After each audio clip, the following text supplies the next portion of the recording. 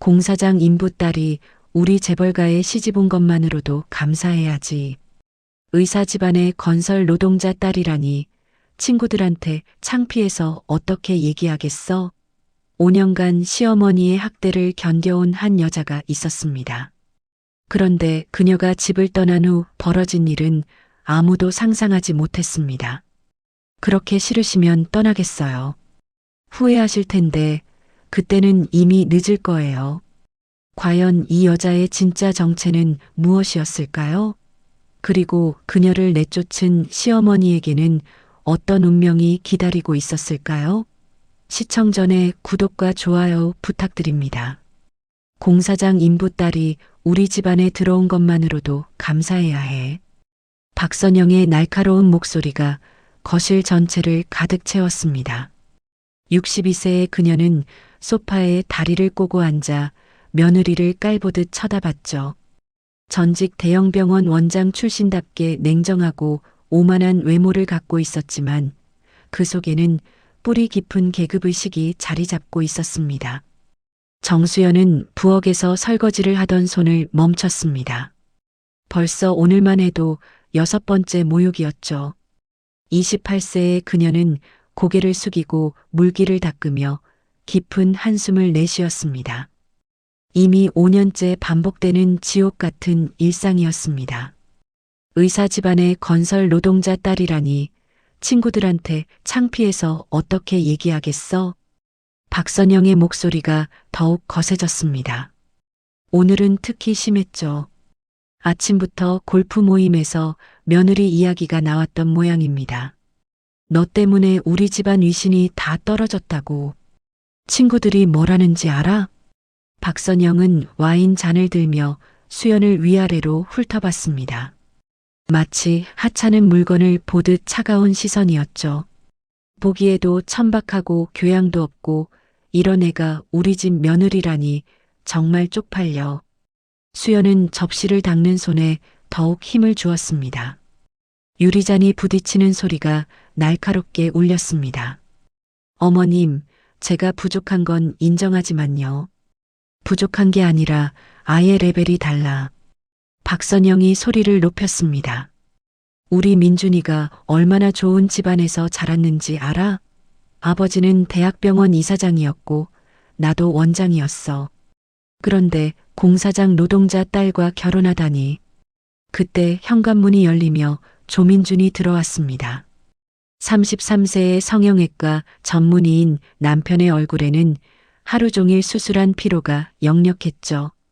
어머니, 수연이가 뭘 잘못했다고 그러세요? 민준이 가방을 내려놓으며 소파에 주저앉았습니다. 병원에서 돌아온 피곤함이 얼굴에 드러났죠. 잘못한 게 뭐냐고? 아들아, 너는 정말 답답하다. 박선영이 한숨을 크게 쉬며 일어났습니다. 내 아내가 어디서 나고 자란 사람인지 잊었니? 공사장에서 벽돌이나 나르는 집 딸이야. 그런 애를 며느리로 들여서 우리 집안이 얼마나 망신을 당하는지 몰라. 어머니 말씀이 맞아요. 수연 씨, 당신도 좀 생각해봐요. 우리 집안 체면을 생각해서라도. 민준의 말에 수연의 손이 미세하게 떨렸습니다. 남편마저 시어머니 편을 드는 순간이었죠. 가슴 깊은 곳에서 차가운 분노가 치솟았습니다. 민준 씨, 저도 나름대로 최선을 다하고 있는데요. 최선을 다한다고? 웃기지 마. 박선영이 비웃으며 끼어들었습니다. 아무리 노력해도 태생은 못 받고 공사장에서 흙먼지 뒤집어 쓰고 자란 애가 뭘 알겠어? 수연은 입술을 꽉 깨물었습니다.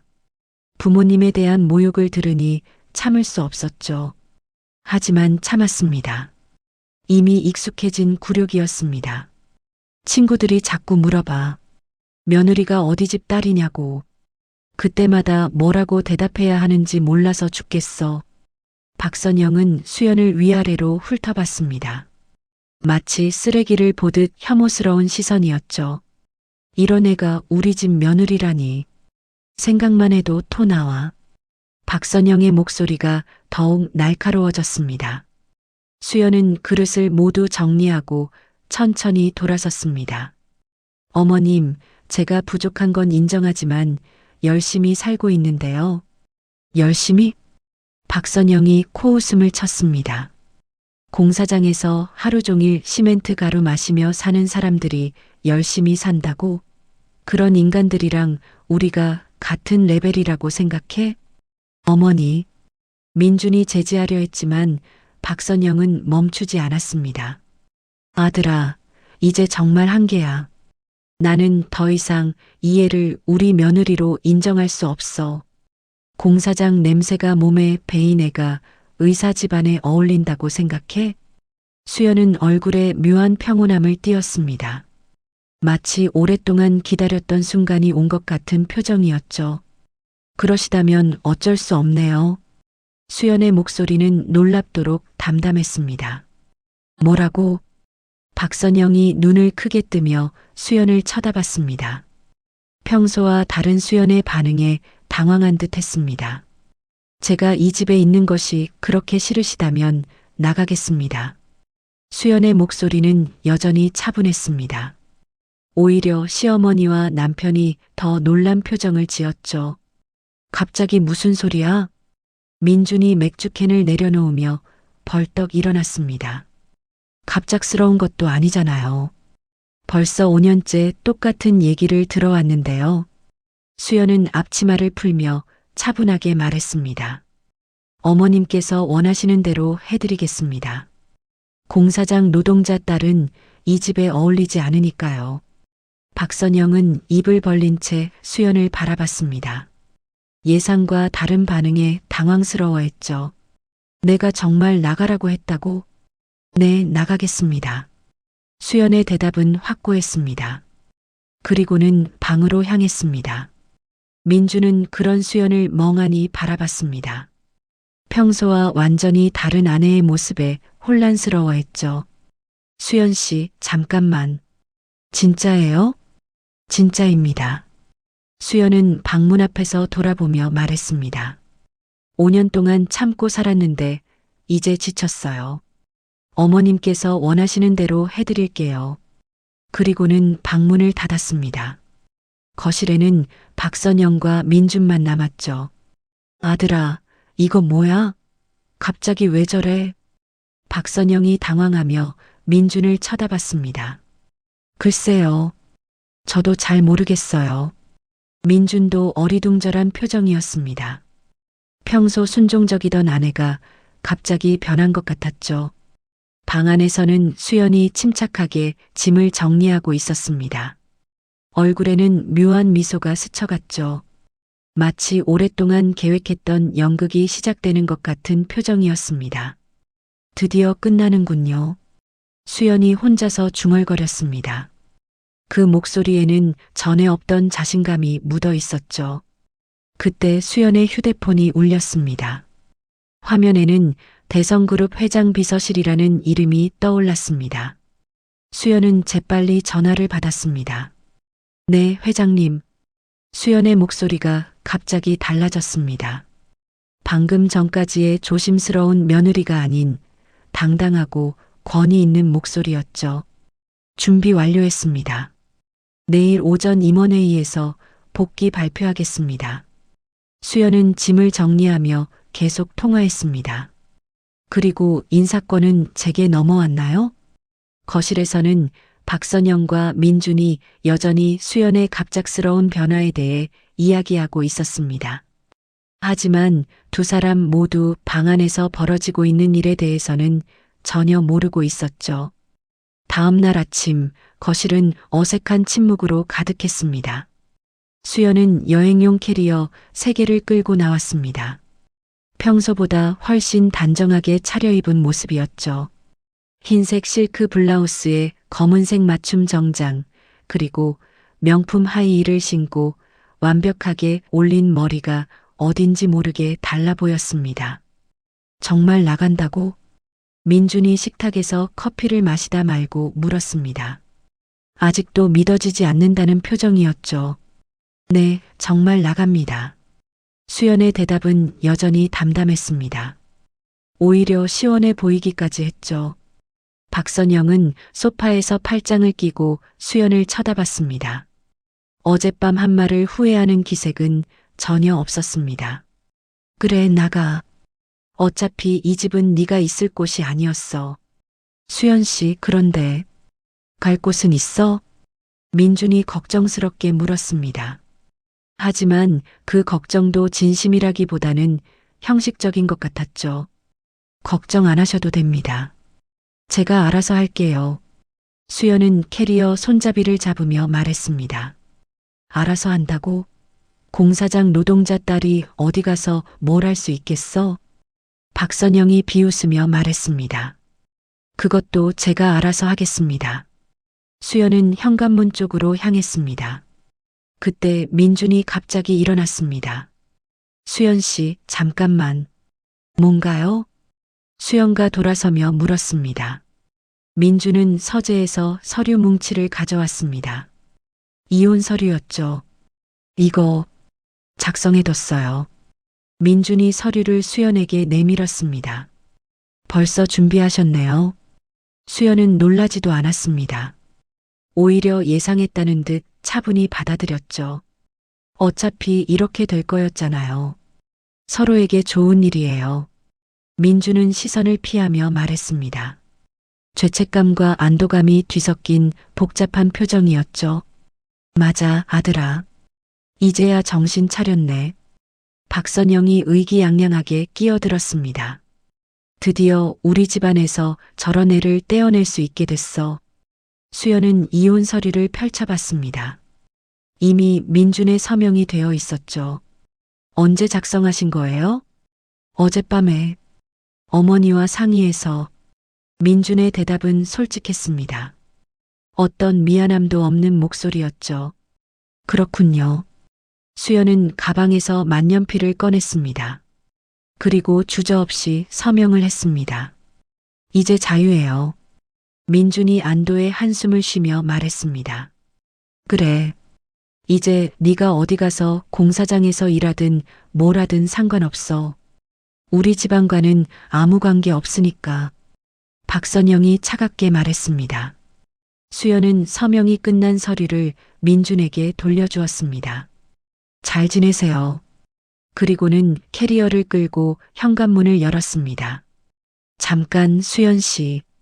민준이 다시 불렀습니다. 아직 뭔가 있어요? 수연이 문턱에서 돌아봤습니다. 그냥 미안해요. 민준의 사과는 진심처럼 들렸지만 이미 늦었죠. 괜찮아요. 이게 최선인 것 같아요. 수연은 문을 열고 나가려 했습니다. 그때 박선영이 마지막으로 한마디 던졌습니다. 나중에 후회하지 마. 우리 같은 집안을 차버린 걸. 후회요? 수연이 문턱에서 멈춰서며 돌아봤습니다. 얼굴에는 미묘한 미소가 있었죠. 전 후회 안 할 것 같은데요. 뭐라고? 박선영이 눈살을 찌푸렸습니다.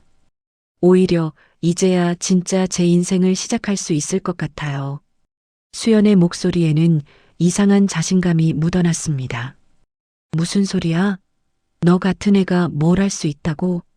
박선영이 비웃으며 말했습니다. 곧 알게 되실 거예요. 수연은 그 말을 마지막으로 문을 닫았습니다. 거실에 남은 박선영과 민주는 어리둥절한 표정으로 서로를 쳐다봤습니다. 아들아, 마지막에 수연 표정 봤어? 뭔가 이상하지 않았니? 박선영이 불안하게 물었습니다. 저도 그런 느낌이 들었어요. 평소와 너무 달랐어요. 민준이 고개를 끄덕였습니다. 뭐가 달라? 허세 부리는 거지 뭐. 공사장 노동자 딸이 나가서 뭘 할 수 있겠어? 박선영은 손을 휘저으며 말했지만 마음 한편으로는 찜찜함이 남아 있었습니다. 한편 아파트 밖으로 나온 수연은 고급 세단을 기다리고 있었습니다. 휴대폰이 울렸죠. 네, 수연입니다. 수연의 목소리는 전화를 받자마자 달라졌습니다. 이전의 조심스러운 말투가 아닌 당당하고 자신감 넘치는 목소리였죠. 계획대로 진행됐습니다. 이제 2단계로 넘어가면 될 것 같아요. 전화에서 누군가와 대화하는 수연의 모습은 완전히 다른 사람 같았습니다. 5년이면 충분히 길었죠. 이제 진짜 모습을 보여드릴 때가 됐습니다. 수연이 전화를 끊고 차에 올랐습니다. 차창 너머로 보이는 아파트를 마지막으로 돌아봤죠. 이제 시작이군요. 수연의 입가에 의미심장한 미소가 번졌습니다. 마치 오랫동안 감춰왔던 가면을 벗어버린 것 같았죠. 기사님, 강남 대성그룹 본사로 가주세요. 수연이 말했습니다. 네, 알겠습니다. 회장님 따님. 기사가 공손하게 대답했습니다. 차가 출발하면서 수연의 모습이 점점 멀어졌습니다. 아파트 안에 박선영과 민주는 아직도 수연의 마지막 표정에 대해 이야기하고 있었죠. 진짜 이상했어, 어머니. 마지막에 수연이 웃을 때 그냥 허세야 허세. 쫓겨나면서 체면 세우려는 거지. 박선영은 그렇게 말했지만 내심 불안함을 감출 수 없었습니다. 하지만 두 사람 모두 아직 모르고 있었죠. 방금 집에서 쫓아낸 여자가 누구인지, 그리고 앞으로 어떤 일이 벌어질지를. 수연을 태운 차는 강남의 초고층 빌딩 사이를 누비며 달려갔습니다. 차창 밖으로 보이는 도시의 풍경이 빠르게 스쳐 지나갔죠. 수연은 조용히 눈을 감고 깊은 숨을 쉬었습니다. 드디어 끝났네요. 수연이 혼자 중얼거렸습니다. 이제 더 이상 숨길 필요가 없었죠. 5년 동안 감춰왔던 진짜 자신을 드러낼 때가 온 것입니다. 차는 강남 중심가의 65층 초고층 건물 앞에 멈췄습니다. 유리와 철골로 이루어진 현대적인 건물이 햇빛에 반짝였습니다. 대성그룹이라는 거대한 로고가 건물 전면에 빛나고 있었죠. 수연은 캐리어를 들고 차에서 내렸습니다. 건물 입구에서 경비원들이 깍듯하게 인사했습니다. 회장님, 따님, 안녕하십니까? 경비원들의 인사에 수연이 고개를 끄덕였습니다. 수고하세요. 수연의 목소리는 자연스럽고 당당했습니다. 마치 원래부터 이곳의 주인이었던 것처럼 말이죠. 로비를 지나며 직원들이 하나둘씩 인사했습니다. 부회장님, 출근하셨네요. 안녕하세요, 부회장님. 수연은 모든 인사에 자연스럽게 응했습니다. 5년 전과는 완전히 다른 모습이었죠. 엘리베이터가 도착하자 수연은 최상층 버튼을 눌렀습니다. 65층 회장실로 향하는 길이었습니다. 엘리베이터 안에서 수연은 거울에 비친 자신의 모습을 봤습니다. 더 이상 숨을 필요가 없는 진짜 자신의 모습이었죠. 엘리베이터 문이 열리자 넓은 비서실이 나타났습니다. 부회장님, 어서 오세요. 회장님께서 기다리고 계십니다. 비서가 정중하게 인사했습니다. 할아버지 컨디션은 어떠세요? 어제도 새벽까지 회의하셨습니다. 걱정이 많으신 것 같습니다. 수연은 미소를 지으며 회장실 문을 열었습니다. 넓고 고급스러운 회장실 안에서 80대 초반의 노인이 서류를 보고 있었죠. 할아버지 왔어요. 수연이 밝게 인사했습니다. 노인은 고개를 들어 손녀를 바라봤습니다. 그의 눈에는 자랑스러움이 가득했죠. 우리 수연이 왔구나. 어떻게 됐니? 할아버지가 서류를 내려놓으며 물었습니다. 실전 경험 완료했습니다. 수연이 의자에 앉으며 답했습니다. 5년 동안 밑바닥 생활을 해보라고 하셨던 과제 말이에요. 그래, 많이 힘들었지? 할아버지의 목소리에는 미안함이 섞여 있었습니다. 괜찮았어요. 덕분에 사람의 본성을 제대로 볼 수 있게 됐거든요. 수연의 목소리에는 특별한 감정이 묻어 있었습니다. 그동안 어떤 일이 있었는지 할아버지는 대략 짐작하고 있었죠. 이제 정식으로 회사 일 시작해도 되겠구나. 네, 준비됐어요. 수연이 고개를 끄덕였습니다. 그럼 내일부터 부회장으로 복귀 발표 내겠다. 5년간 기다린 보람이 있었으면 좋겠구나. 수연은 창밖을 바라봤습니다. 서울 시내가 한눈에 내려다 보이는 전망이었죠. 할아버지, 한 가지 부탁이 있어요. 뭔데? 며칠 있으면 병원에서 우리 회사와 제휴계약하려고 올 거예요. 그때 제가 직접 미팅하고 싶어요. 할아버지가 의미심장하게 웃었습니다. 혹시 아는 곳인가? 네, 아주 잘 아는 곳이에요. 수연의 목소리에는 차가운 기대감이 묻어 있었습니다. 알겠다. 네가 알아서 해라. 감사해요, 할아버지. 수연이 일어서며 인사했습니다. 이제 정말 시작이었죠. 비서실로 나온 수연에게 비서가 다가왔습니다.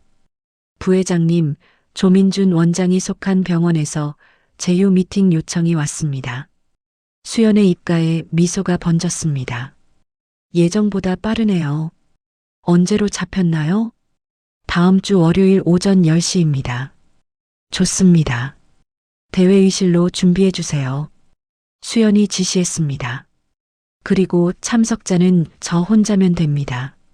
네, 알겠습니다. 비서가 메모를 하며 답했습니다. 수연은 자신의 사무실로 향했습니다. 부회장 정수연이라는 명패가 붙은 넓은 사무실이었죠. 책상에 앉아 서울 시내를 내려다보며 수연은 생각에 잠겼습니다. 5년 동안 참고 견뎌온 모든 모욕과 학대가 떠올랐죠. 곧 모든 것에 대한 대가를 치르게 될 겁니다. 수연이 혼자 중얼거렸습니다. 한편 집에서는 박선영과 민준이 여전히 불안해하고 있었습니다. 정말 이상했어, 아들아. 수연이 나갈 때 표정이. 어머니, 그냥 허세였을 거예요. 쫓겨나는 상황에서 체면이라도 세우려고 한 거죠. 하지만 박선영의 불안감은 쉽게 가시지 않았습니다. 뭔가 놓친 게 있는 것 같은 기분이었죠. 며칠이 지나도 수연에 대한 소식은 전혀 들려오지 않았습니다. 마치 연기처럼 사라져버린 것 같았죠. 동네 사람들조차 수연이 어디로 갔는지 아무도 몰랐습니다. 수연이 집을 나간 지 일주일이 지났습니다. 동네 사람들 사이에서는 소문이 돌기 시작했죠. 민준네 아내가 쫓겨났다는 이야기였습니다. 아파트 관리사무소 앞에서 주민들이 수군거렸습니다. 그러게 시어머니가 공사장 노동자 딸이라고 못마땅해 했다던데. 정말 가엾더라. 그래도 5년 동안 잘 버텼는데. 이런 이야기들이 박선영의 귀에 들어왔습니다. 마트에서, 은행에서 어디를 가든 시선이 따갑게 느껴졌죠. 어머니, 사람들이 자꾸 쳐다보는 것 같아요. 민준이 불편해하며 말했습니다. 쳐다보면 어때? 우리가 잘못한 게 있니? 박선영은 강하게 말했지만 내심 신경이 쓰였습니다. 그런데 수연은 어디 있는지 연락도 안 오네요. 민준이 궁금해했습니다. 연락 올 필요도 없어. 이제 남인데. 박선영은 단호하게 말했지만 이상하게 수연이 신경 쓰였습니다. 마지막에 보였던 그 침착함과 자신감이 계속 머릿속에 맴돌았죠. 한편 수연의 친구 미라는 동네 카페에서 다른 사람들과 얘기를 나누고 있었습니다. 수연이가 정말 불쌍해. 그렇게 시어머니한테 학대받더니. 미라가 한숨을 쉬며 말했습니다. 그런데 신기한 게 있어. 수연이가 집에서 나올 때 전혀 슬퍼 보이지 않았대. 누군가가 말했습니다. 정말요? 보통 이런 일 당하면 울고불고 난리인데. 미라가 놀라며 물었습니다. 오히려 홀가분해 보였다던데. 마치 기다렸다는 듯이. 미라도 고개를 끄덕였습니다. 맞아. 나도 그 얘기 들었어. 고급 세단 타고 갈 때도 여유로워 보였다던데. 이상하네. 보통 사람이라면 그럴 수가 없는데. 사람들은 수연의 반응에 대해 의아해했습니다. 보통의 며느리라면 울며불며 매달렸을 텐데 수연은 너무 담담했던 것입니다. 그런데 수연이가 어디로 간 거지? 친정도 없는데. 미라가 걱정스럽게 물었습니다. 글쎄, 아무도 모르더라. 연락처도 바뀐 것 같고 수연은 마치 공기처럼 사라져버린 상태였습니다. 아무도 어디 있는지 뭘 하고 있는지 알 수 없었죠. 며칠 후 민주는 병원에서도 눈치를 받기 시작했습니다. 민준아, 집안일 잘 해결됐어? 선배가 은근히 물어봤습니다. 네, 그냥 정리됐습니다. 민주는 애매하게 대답했습니다. 부인이 갑자기 나갔다던데 좀 이상하지 않아? 동료들도 하나둘씩 관심을 보이기 시작했습니다. 그냥 개인적인 사정이 있어서요. 민주는 더 이상 말하고 싶지 않았습니다. 하지만 사람들의 시선은 여전히 따가웠죠. 집에 돌아온 민주는 박선영에게 말했습니다. 어머니, 사람들이 너무 많이 물어봐요. 좀 부담스러워요. 부담스러우면 어때? 우리가 옳은 일 한 거야. 박선영은 여전히 강경했습니다. 그런데 정말 이상해요. 수연이 연락 한 번 안 온다는 게 민준이 의아해했습니다. 연락 올 필요 없다니까. 이제 남이야 남. 하지만 박선영도 속으로는 궁금했습니다. 수연이 어떻게 지내고 있는지, 정말 괜찮은지. 그런데 그 순간 현관 초인종이 울렸습니다. 누구지? 민준이 인터폰을 확인해 봤습니다. 아, 미라 씨네. 수연 친구인 밀라가 찾아온 거였습니다. 들어와. 박선영이 문을 열어줬습니다. 안녕하세요. 잠깐 여쭤볼 게 있어서 왔어요. 미라는 어색하게 인사했습니다. 수연 얘기인가? 박선영이 직설적으로 물었습니다. 네. 연락이 안 되거든요. 어디 있는지 아세요? 미라가 조심스럽게 물었습니다. 우리가 왜 알아? 이제 상관없는 사이야. 박선영의 답변은 차가웠습니다. 그래도 5년 동안 가족이었는데 안부는 궁금하지 않으세요? 미라가 조심스럽게 물었습니다. 궁금하지 않아. 공사장 노동자 딸이 어디 가서 뭐 하든 상관없어. 박선영의 목소리에는 여전히 차가움이 있었습니다. 미라는 한숨을 쉬며 일어났습니다. 알겠어요.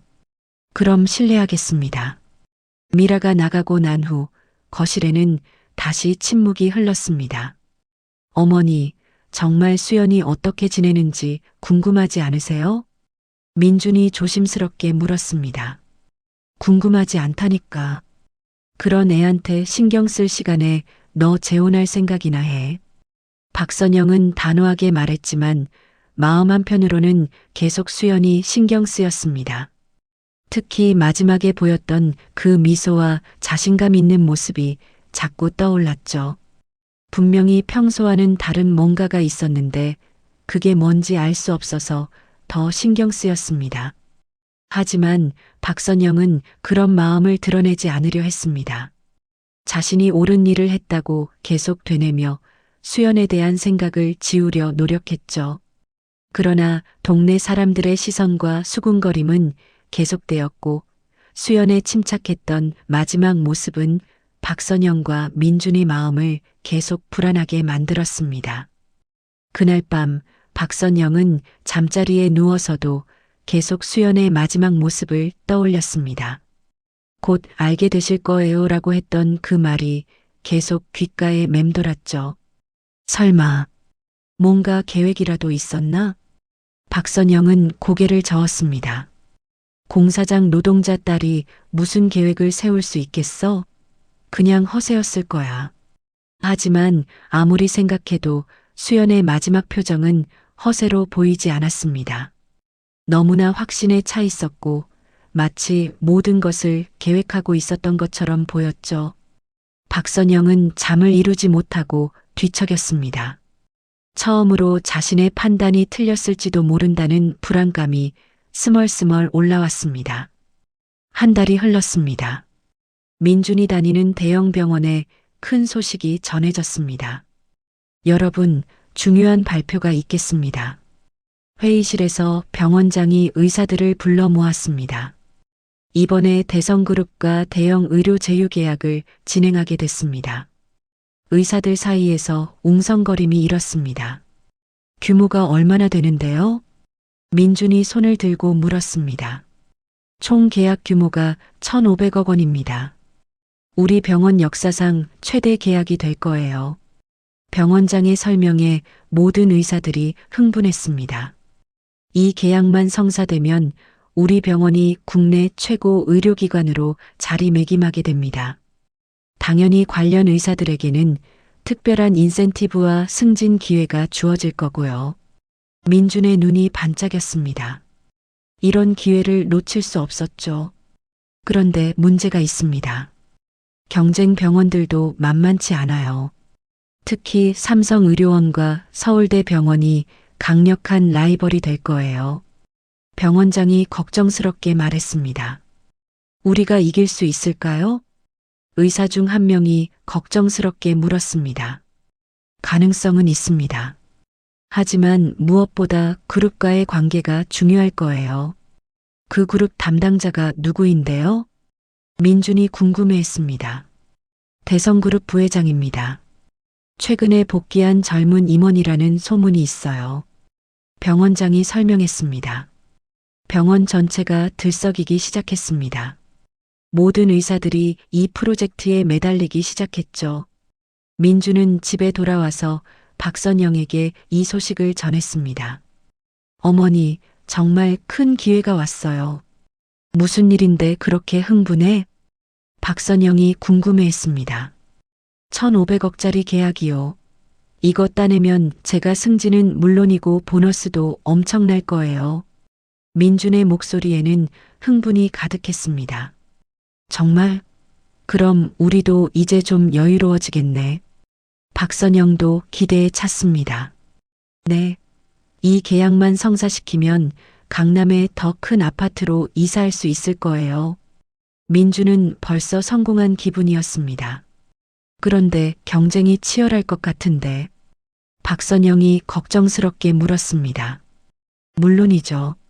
하지만 저도 이 분야에서는 나름 경력이 있잖아요. 충분히 이길 수 있을 거예요. 민주는 자신감에 차 있었습니다. 며칠 후 병원에서는 본격적인 준비에 들어갔습니다. 민준 원장, 이번 프로젝트 팀장을 맡아주세요. 병원장이 민준을 불러 말했습니다. 정말요? 감사합니다. 민준은 기뻐했습니다. 책임이 무거운 만큼 성과도 클 거예요. 열심히 해주세요. 네, 최선을 다하겠습니다. 민주는 이제 완전히 이 프로젝트에 몰두했습니다. 팀원들과 함께 제안서를 준비하고 클라이언트 분석도 했죠. 하지만 대성그룹의 부회장에 대한 정보는 많지 않았습니다. 이상하게 정보가 별로 없네요.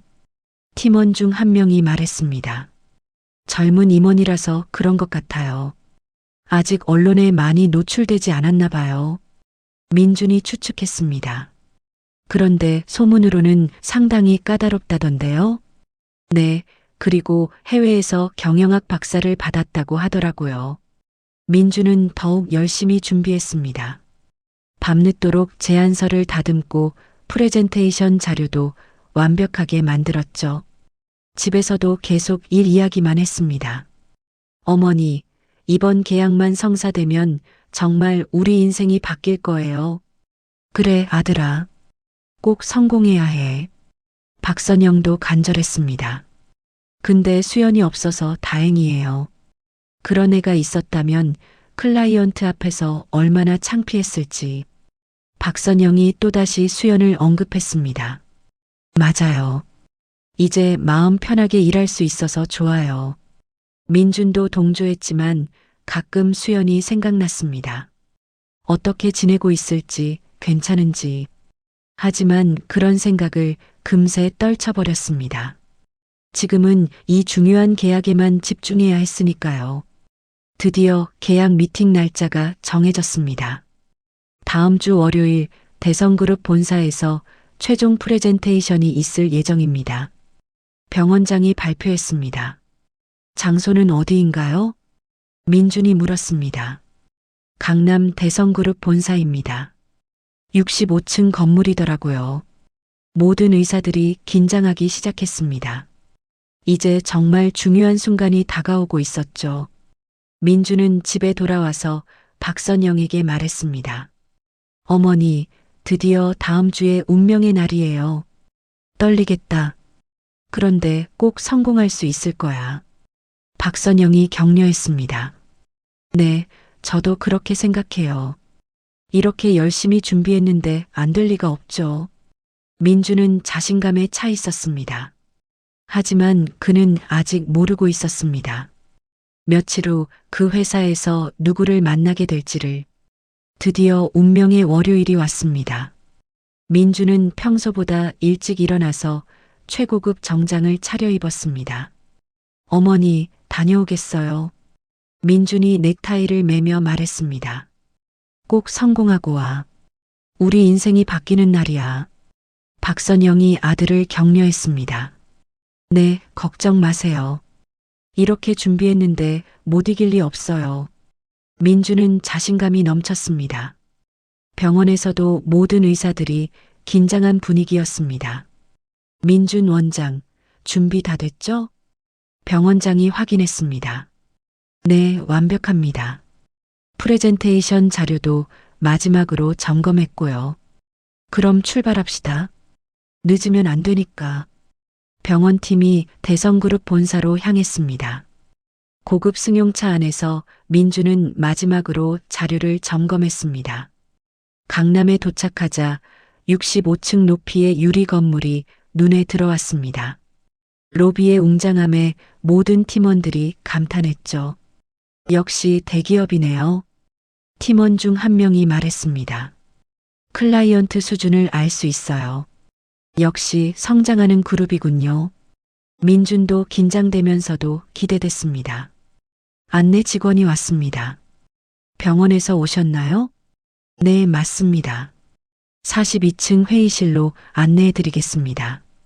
엘리베이터를 타고 42층에 올라갔습니다. 복도를 걸으면서도 회사의 현대적인 분위기가 느껴졌죠. 이런 곳에서 미팅을 하다니 정말 대단한 회사군요. 병원장이 감탄했습니다. 회의실 앞에 도착했습니다.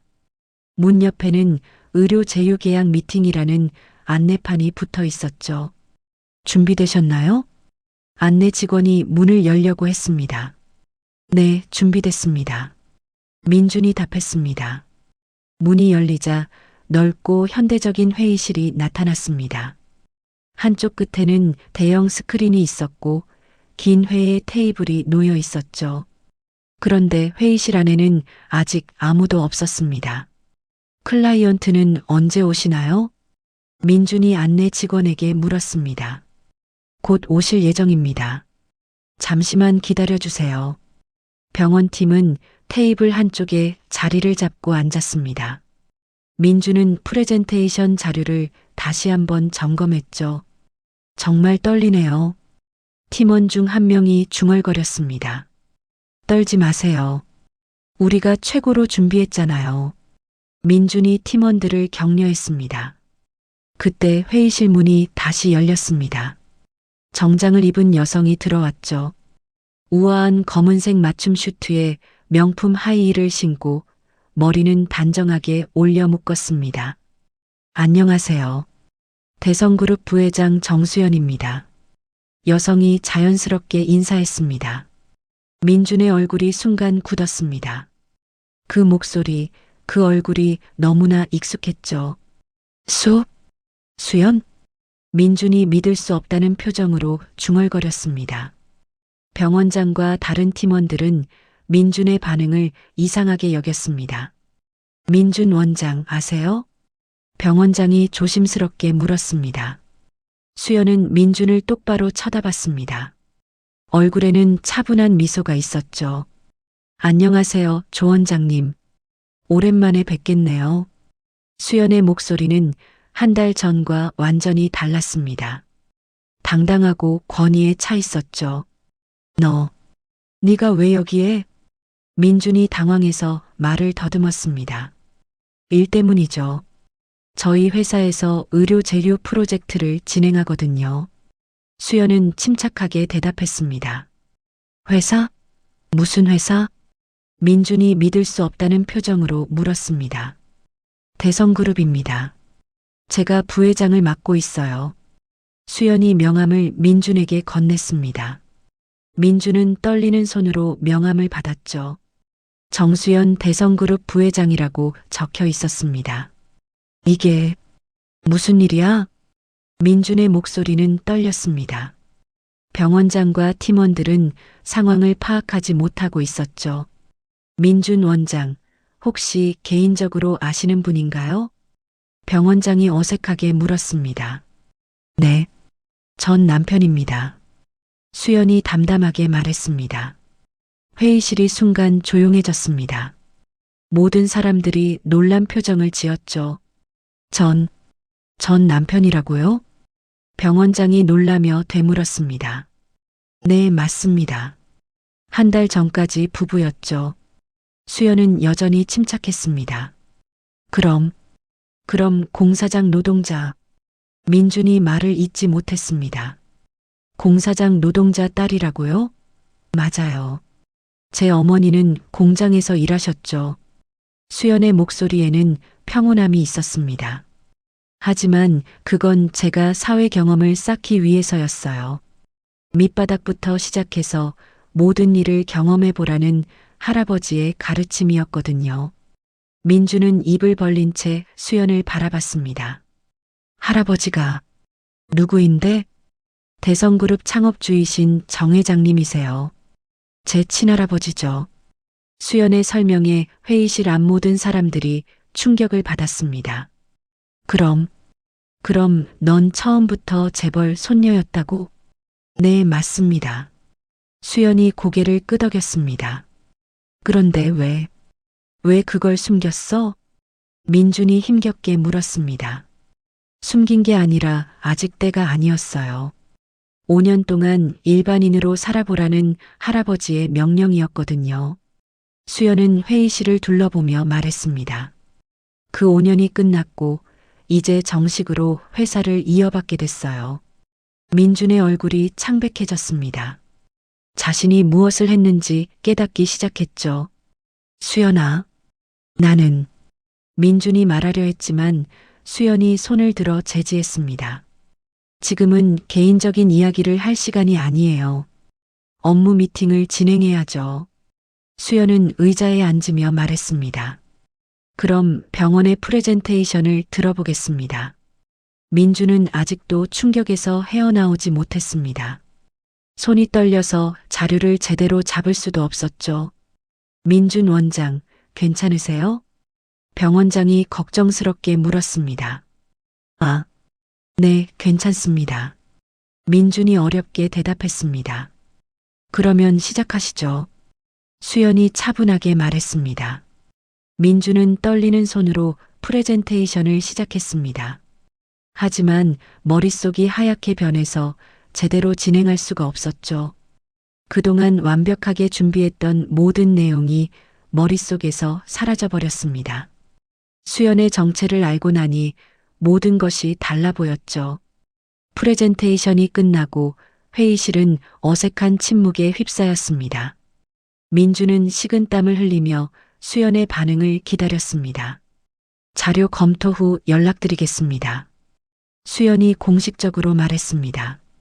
병원장과 팀원들은 어리둥절한 표정으로 자리에서 일어났죠. 그럼 저희는 이만 실례하겠습니다.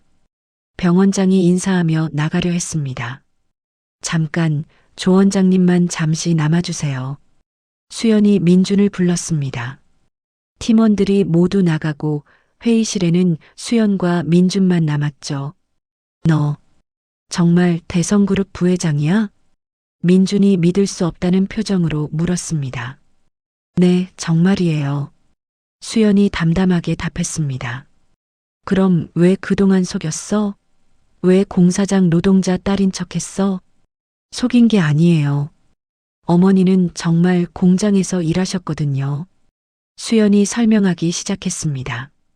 할아버지께서 후계자 교육의 일환으로 5년 동안 일반인으로 살아보라고 하셨어요. 그래서 어머니와 함께 평범한 생활을 했던 거예요. 민주는 머리를 감쌌습니다. 그럼 우리가 널 공사장 노동자 딸이라고 무시하고 내쫓았다는 거야? 네. 무시하고 내쫓았죠. 수연의 목소리에는 감정이 없었습니다. 수연아, 미안해. 정말 미안해. 민준이 고개를 숙이며 사과했습니다. 미안하다고요? 5년 동안 어머니와 함께 저를 짓밟아 놓고 수연의 목소리가 차갑게 변했습니다. 그때는 정말 몰랐어. 몰랐다고요? 사랑한다면서 아내의 출신을 그렇게 부끄러워했어요? 수연이 민준을 똑바로 쳐다봤습니다. 민준은 할 말이 없었죠. 저를 내쫓던 그 손으로 이제 계약을 부탁하게 될 줄은 몰랐겠죠? 수연의 말에 민준이 고개를 들었습니다. 수연아, 우리 다시 시작할 수 없을까? 민준이 간절하게 말했습니다. 다시 시작이라고요? 수연이 비웃음을 터뜨렸습니다. 사랑해서 결혼한 게 아니었잖아요. 그냥 편한 상대였으니까 결혼했던 거죠. 그런데 제가 재벌 손녀라는 걸 알았으니까 다시 시작하자는 거잖아요. 수연의 말이 날카로웠습니다. 민주는 부정하고 싶었지만 할 수 없었습니다. 실제로 그런 마음이 있었으니까요. 어머님도 마찬가지겠죠. 공사장 노동자 딸이라고 무시하던 분이 갑자기 며느리로 받아주시겠어요? 수연이 냉소적으로 말했습니다. 수연아, 정말 미안해. 우리가 잘못했어. 민준이 무릎을 꿇으려 했습니다. 일어서세요. 지금 그런 거 하지 마세요. 수연이 차갑게 말했습니다. 이제 우리는 사업상 관계일 뿐이에요. 개인적인 감정은 접어두시죠. 수연이 자리에서 일어났습니다. 계약건은 며칠 후에 연락드릴게요. 검토해봐야 하니까요. 민주는 절망적인 표정으로 수연을 바라봤습니다. 수연아, 이제 정 부회장이라고 불러주세요.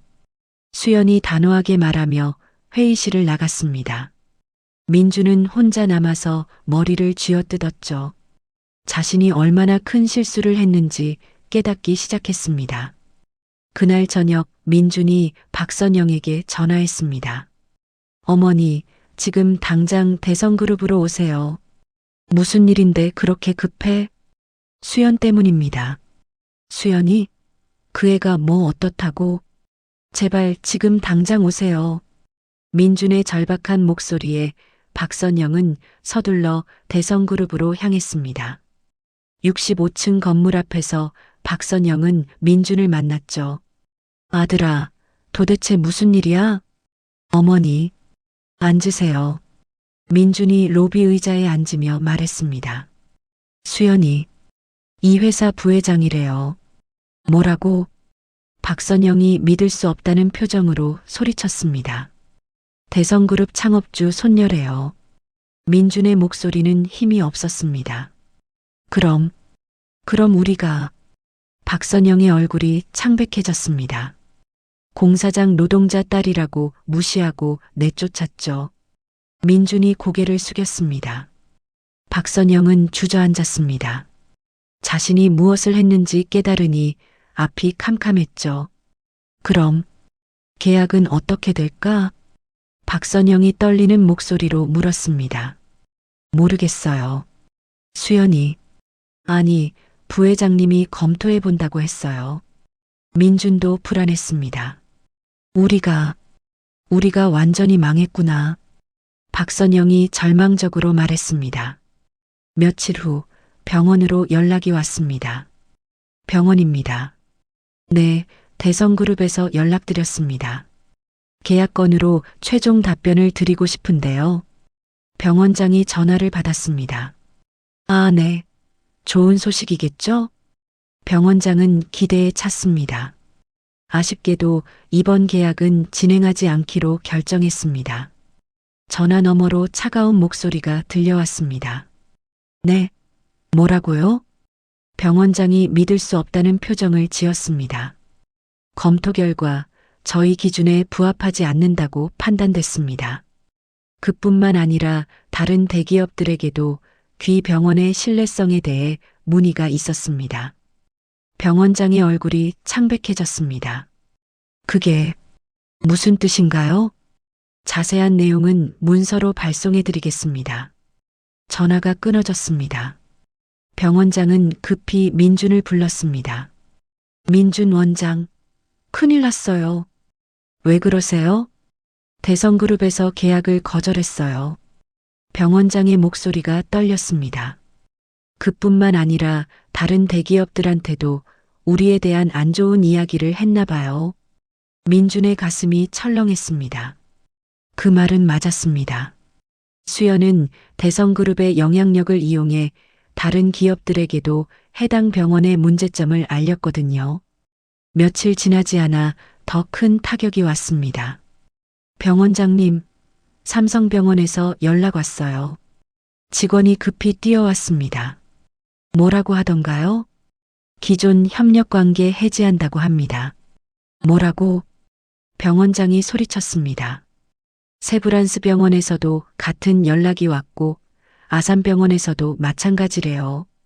병원이 하루아침에 주요 협력병원들을 모두 잃은 것입니다. 이 모든 게 수연의 한마디 때문이었죠.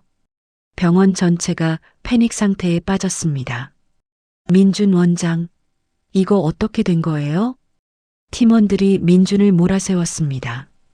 개인적인 문제 때문에 병원 전체가 망하게 생겼잖아요. 민준은 할 말이 없었습니다. 며칠 후 더 나쁜 소식이 들려왔습니다. 민준 원장, 죄송합니다. 병원장이 민준을 불렀습니다. 왜요?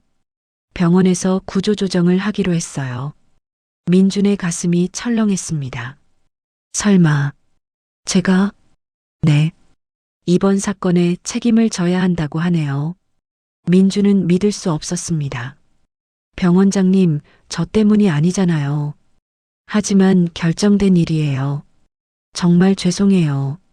민준은 병원에서 쫓겨났습니다. 12년 동안 다니던 병원에서 하루아침에 해고된 거였죠. 집에 돌아온 민준은 박선영에게 말했습니다. 어머니, 저 해고됐어요. 뭐라고? 박선영이 믿을 수 없다는 표정을 지었습니다. 네. 수연 때문에 병원 전체가 망했어요. 박선영은 주저앉았습니다. 우리가 뭘 한 거야? 후회해도 이미 늦었습니다. 한편 수연은 대성그룹 부회장실에서 여유롭게 커피를 마시고 있었습니다. 부회장님, 병원이 경영난에 처했습니다. 비서가 보고했습니다. 그렇군요. 예상했던 일이에요. 수연은 담담했습니다. 그리고 조민준 씨도 해고됐다고 합니다. 수연의 입가에 미소가 번졌습니다. 5년 동안 받은 학대의 대가를 치르는 거네요. 수연이 창밖을 바라보며 말했습니다. 몇 달 후 박선영과 민준의 상황은 더욱 나빠졌습니다. 민준은 취업을 하려고 했지만 쉽지 않았습니다. 대성그룹의 영향력은 생각보다 컸고 수연이 조용히 압력을 넣고 있었거든요. 아들아, 어떻게 됐니? 박선영이 불안하게 물었습니다. 또 떨어졌어요. 면접까지 봤는데 갑자기 연락이 안 와요. 민준은 지쳐 있었습니다. 수연이, 아니, 부회장님이 우리를 계속 방해하는 것 같아요. 박선영의 목소리에는 두려움이 있었습니다. 이렇게 살 수는 없어. 우리가 먼저 사과하러 가자. 박선영이 결심을 굳혔습니다. 어머니, 이미 늦었어요. 아니야. 진심으로 사과하면 용서해 줄 거야. 박선영은 희망을 버리지 않았습니다. 다음 날 박선영과 민준은 대성그룹을 찾아갔습니다. 죄송하지만 약속 없이는 만날 수 없습니다. 비서가 단호하게 말했습니다. 그럼 약속을 잡아주세요. 정말 중요한 일이에요. 박선영이 애원했지만 비서는 고개를 저었습니다. 부회장님께서 개인적인 만남은 사양한다고 하셨습니다. 제발이요. 5분만이라도. 박선영이 무릎을 꿇으려 했습니다. 어머니, 민준이 박선영을 말렸습니다. 그때 수연이 엘리베이터에서 내려왔습니다. 박선영과 민준을 보자 잠시 멈췄죠. 여기서 뭐 하세요? 수연이 차갑게 물었습니다. 수연아. 아니, 부회장님. 잠깐만 얘기할 수 있을까요? 박선영이 간청했습니다. 할 말 없어요. 수연이 지나가려 했습니다. 제발이요. 우리가 잘못했어요. 진심으로 사과할게요. 박선영이 수연의 앞을 막았습니다.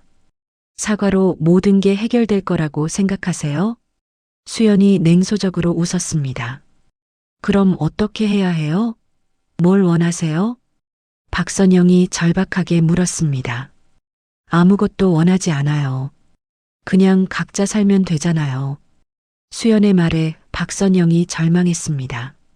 우리가 어떻게 살아요? 그건 제가 상관할 일이 아니에요. 수연이 냉정하게 말하며 지나갔습니다. 박선영과 민주는 그 자리에 서서 수연의 뒷모습을 바라봤습니다. 우리가 정말 망했구나. 박선영이 절망적으로 중얼거렸습니다. 2년이 지났습니다. 수연은 대성그룹을 성공적으로 이끌고 있었습니다. 새로운 사업 프로젝트도 성공했고 회사의 가치는 더욱 올라갔죠. 부회장님, 2분기 실적이 나왔습니다. 비서가 보고서를 가져왔습니다. 좋은 결과네요. 이대로 계속 진행하세요. 수연은 자신감에 차 있었습니다. 반면 박선영과 민주는 여전히 어려운 상황이었습니다. 민주는 겨우 작은 동네 병원에 취직했지만 예전 같지 않았고 박선영은 건강도 많이 나빠졌죠. 어느 날 박선영은 혼자 앉아서 과거를 회상했습니다. 내가 왜 그랬을까? 수연이가 그렇게 나쁜 애였나? 박선영은 후회로 가득했습니다. 공사장 노동자 딸이라고 무시했던 게 정말 잘못이었어. 사람을 그렇게 판단하면 안 되는 건데. 하지만 이미 늦었습니다. 한편 수연은 새로운 삶을 살고 있었습니다. 더 이상 과거에 얽매이지 않고 자신의 능력을 마음껏 발휘하고 있었죠. 부회장님, 새로운 프로젝트 제안서입니다. 비서가 서류를 가져왔습니다. 좋네요. 이대로 진행하세요. 수연은 자신감에 차 있었습니다. 창밖을 바라보며 수연은 생각했습니다. 과거에 무시당하던 며느리는 이제 없어요. 진짜 제 모습으로 살아가는 거죠. 수연의 얼굴에는 만족스러운 미소가 있었습니다. 5년 동안 참고 견디던 시간들이 헛되지 않았죠. 이제 진정한 승자가 된 것입니다. 그날 오후 수연은 중요한 발표를 위해 기자회견장에 섰습니다. 대성그룹의 신임 회장 임명 발표였죠. 여러분, 오늘 중요한 소식을 전해드리겠습니다. 수연이 마이크 앞에 섰습니다. 정수연 부회장이 대성그룹 회장으로 취임하게 됐습니다. 기자들이 셔터를 눌러댔습니다. 회장님, 소감 한 말씀 부탁드립니다. 기자가 질문했습니다. 저는 항상 사람을 겉모습으로 판단하지 말라고 배웠습니다. 수연이 차분하게 말했습니다. 누구든 노력하면 성공할 수 있다고 믿습니다. 하지만 다른 사람을 무시하는 사람들에게는 그에 합당한 대가가 따른다는 것도 분명히 말씀드리고 싶어요. 수연의 말에 기자들이 웅성거렸습니다. 특별한 경험이 있으셨나요? 다른 기자가 물었습니다. 5년 동안 일반인으로 살면서 많은 것을 배웠습니다. 특히 사람의 진짜 모습을 볼 수 있는 눈을 갖게 됐죠. 수연은 의미심장하게 웃었습니다. 가난을 무시하는 사람들에게 진짜 가난이 무엇인지 가르쳐 주는 것도 교육이라고 생각합니다. 그 순간 TV를 보던 박선영과 민주는 경악했습니다. 저게 수연이야. 박선영이 떨리는 목소리로 말했습니다. 회장이 됐네요. 민준도 충격에 빠졌습니다. 완전히 끝났구나. 박선영이 절망적으로 말했습니다. 한편 기자회견을 마친 수연은 회장실로 올라갔습니다. 할아버지가 기다리고 있었죠. 수고했다, 수연아. 할아버지가 미소를 지었습니다. 할아버지 덕분이에요. 5년간의 시련이 저를 더 강하게 만들어줬어요. 수연이 감사의 인사를 했습니다. 이제 정말 우리 그룹을 이끌어갈 준비가 됐구나. 네. 누구도 무시할 수 없는 리더가 되겠습니다. 수연의 목소리에는 확신이 가득했습니다. 저녁 늦게 사무실에서 일을 마치고 나오는 수연의 모습은 당당했습니다. 더 이상 누구에게도 무시당하지 않는 진정한 성공을 이룬 거였죠. 대성그룹 회장 정수연. 건물 입구의 명패가 조명에 반짝였습니다. 수연은 차에 오르며 지난 6년을 되돌아봤습니다. 5년간의 숨겨진 삶과 1년간의 복수. 모든 것이 완벽하게 계획대로 진행됐습니다. 무시당하던 며느리는 결국 진정한 승자가 되었습니다.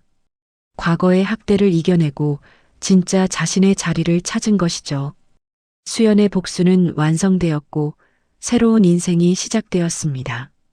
차가 대성그룹 본사를 떠나며 수연은 마지막으로 건물을 돌아봤습니다. 이제 이곳의 진짜 주인이 된 기분이었죠. 더 이상 숨을 필요도 참을 필요도 없었습니다. 공사장 노동자 딸이라며 무시했던 사람들은 이제 그녀 앞에서 무릎을 꿇었고 한때 쫓아냈던 며느리는 수조원대 기업의 실질적 오너가 되어 있었습니다.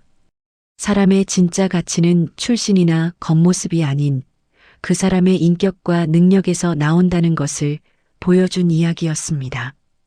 다른 사람을 함부로 무시하고 차별하는 행동이 결국 자신에게 되돌아온다는 교훈을 남기며 진정한 성공은 남을 짓밟는 것이 아니라 자신의 실력으로 당당하게 이루는 것임을 증명했습니다. 오늘 이야기가 좋으셨다면 구독과 좋아요, 알림 설정 잊지 마시고 소중한 댓글 하나가 큰 힘이 됩니다. 시청해 주셔서 진심으로 감사드립니다.